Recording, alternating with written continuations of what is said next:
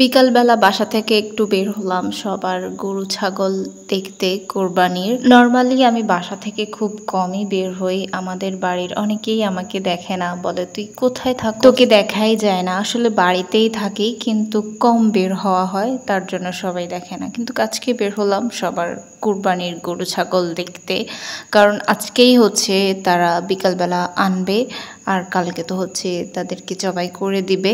এক্ষেত্রে একটা কথা বলতে চাই, আমি ছোটবেলা থেকেই জানতাম যে কুরবানির পশু হয়তো আমরা যে তাদেরকে কুরবানি করে দিব এই জন্য তারা কান্নাকাটি করে, কিন্তু এটা অ্যাকচুয়ালি সম্পূর্ণ ভুল। রিসেন্টলি একটা পোস্টের মাধ্যমে আমি জানতে পারি যে একজন চিকিৎসক গরুকে হচ্ছে 3 ভাবে পরীক্ষা করে, যার মাধ্যমে এটা প্রমাণিত হয় যে গরু ব্যথা অনুভব করে কান্নাকাটি করে না, অন্যান্য কারণে কান্নাকাটি করে। আমার ঠিক মনে নাই, ব্রেন আমার খুবই দুর্বল, যার কারণে মনে রাখতে পারি নাই সম্পূর্ণভাবে। বাট কোরবানি করে যে এই জন্য কান্নাকাটি করে না।